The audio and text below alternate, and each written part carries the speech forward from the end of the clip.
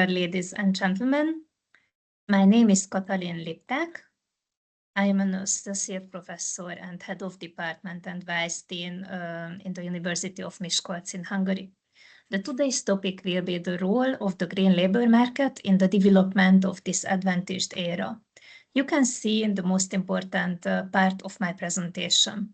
In the 21st century, sustainability and protection of the environment are high on the strategic agenda of every national economy. While environmental sustainability, renewable resources, and their growing role are often discussed, the sustainable labor market is less so. Labor market sustainability can be approached from several angles. In terms of green labor market and green jobs can refer to employment in a narrowly defined set of industries providing environmental services. However, it is more useful for policymakers to focus on the broader issue of the employment implications of policies to correct environmental externalities. Much of the literature focuses on direct job creation and only superficially addressed indirect job creation. The potential negative effects of green growth policies on labor productivity and employment costs are generally ignored. In future, more attention should also be paid to how labor markets operate in different types of economies. Gaps between shadow wages and real wages can emerge, especially in developing countries with segmented labor markets and following adverse aggregated demand shocks, while justify long-term incentives for green projects with high labor content. Stimulated structural changes can be accompanied by active labor market policies. Thus, the future expansion of green jobs should be a priority for all countries. In the post-1980s period was marked by a revolution in the spread of proliferation of microelectronics. The spread of information and communication technologies has decisively changed the space in which businesses operate, compete, and trade. The information revolution offers firms the opportunity to improve international efficiency, increase productivity, and bridge the geographical gap between buyer and seller. There is no doubt that technological change is a vital factor for growth and the developing world. Many developing countries have experienced the structural transformation of their private economies, which has led to the growth of service industries. New technologies has ensured the strengthening of this sector, but this has also been accompanied by a level of job creation. The impact of globalization is also reflected in the outsourcing of production, which is now increasingly referred to as outsourcing or offshore outsourcing. The reasons for outsourcing include low transaction costs, wage differentials, cheap labor, and where appropriate skills shortage. As a result, jobs are lost in the outsourcing country, leading to the spatial reallocation of employment. As regarding the future effects of outsourcing, Senate argues that we are witnessing the disintegration of traditional economic institutions. According to Senate, the workplace of the future will be more like a railway station than a village, where people stay for a short time and then move on. A comparison of the size of population and employment in countries around the world illustrates that employment cannot keep pace with population growth. The European Commission is launching an unprecedented effort to accelerate the transition to a clean, sustainable, and smart economy through the European Green Deal, which will trigger major public investment in a range of green economy areas, from renewable energy and storage technologies, new grid and transport infrastructures, materials recycling, and circular economy.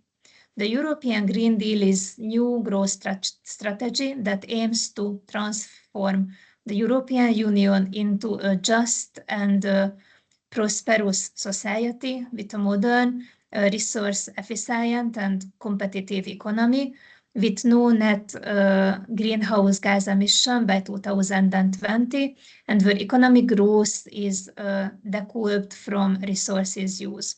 European Green Deal funding has been increased to respond to the coronavirus crisis in response to both the climate and pandemic crisis.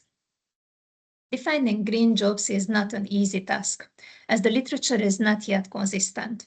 According to the current International Labour Organization's definition, the green jobs adopted by the ILO resources guide on green jobs.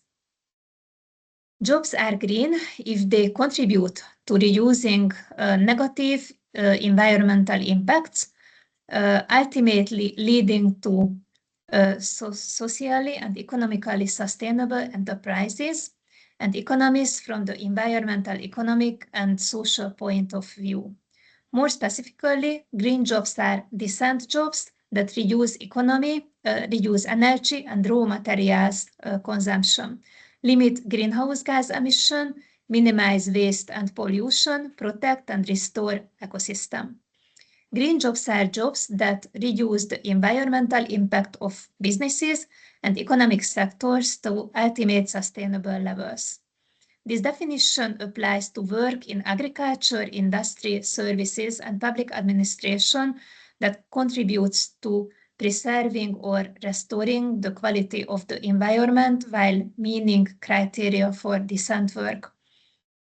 Decent wages, safe conditions, workers' rights, social dialogue, and social protection. By its inclusive nature and scope, it means that every workplace has the potential to become greener. Over time and with the increasing shift to a green economy, what is today a green job may not remain a green job. The understanding of green jobs also varies from country to country. Green jobs are either jobs in enterprises that produce products or provide services that benefit the environmental and conserve natural resources, or jobs in which employees are required to make their establishments' production processes more environmentally friendly or use fewer natural resources. The definition divides green jobs into three main categories: renewable energy protection, energy efficiency, and environmental management. Green jobs have only become the subject of economic research in the last 15 years. The impact of globalization has increased, and demand for secure forms of employment as opposed precarious ones. And one could say the atypical employment is replacing typical employment. In some countries, atypical employment is now considered typical. The numbers of years worked in employment is increasing, and the retirement age is being extended. You can see on the chart the three main parts of green labor market: the decent work, the green products and services, and environmentally friendly processes. Our research hypothesis, the social and solidarity economy, which is currently experienced in Hungary, can play a much bigger role in peripheral development. In the fact that solidarity economy sector is underdeveloped in the post-socialist countries, including Hungary, especially in its rural peripheries, the heritage of the state socialist has a significant role. And the social benefits of social cooperatives, which are the main pillar of the solidarity economy, are important for the rural peripheries and for the sustainable labor market. What does it mean, the social economy? The transition to a green economy is accompanied by a structural economic change, which also affects labor markets. Labor markets need to be designed to be a dynamic and efficient law for a structural change. In addition, A number of specific challenges for employment policy in the context of the transition to a green economy have been identified. One important challenge is to develop and adopt education and training programs to the skill requirements of the green sectors.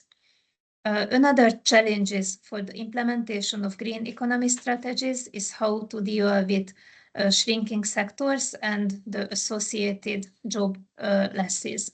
The policy instrument for the transition to green economy cannot be easily transferred from one country to another, but need to be adapted to the specific economy, institutional and social context. Therefore, an important step in calculating the different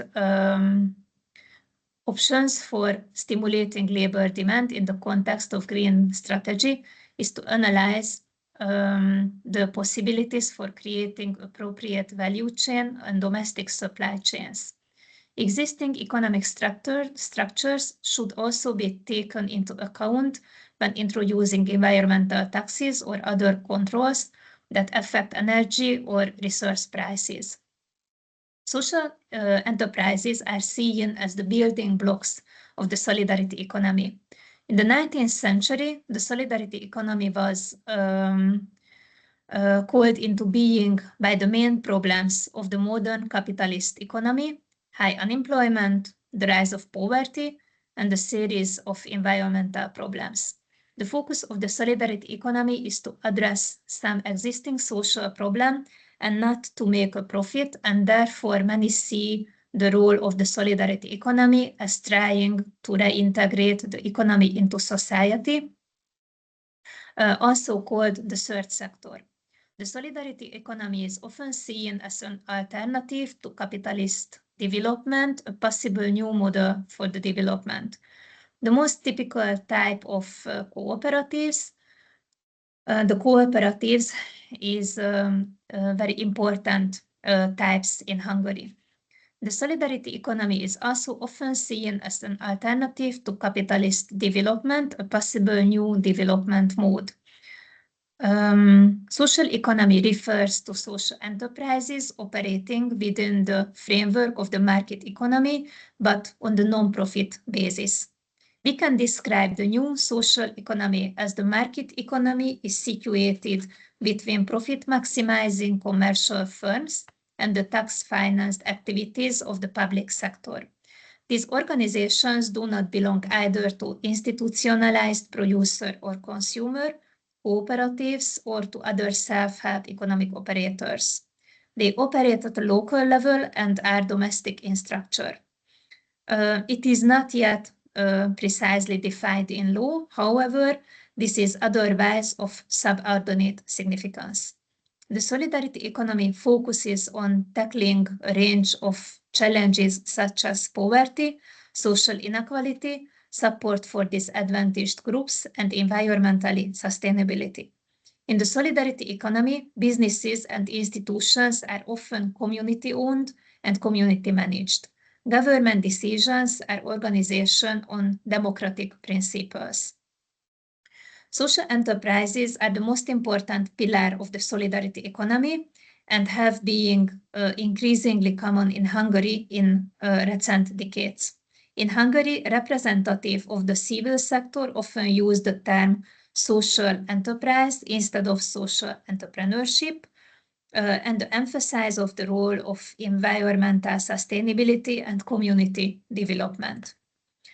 Vagvölgyi defines community enterprises as an organizational model that aims to strengthen local societies through the combined development and enrichment of social and natural capital.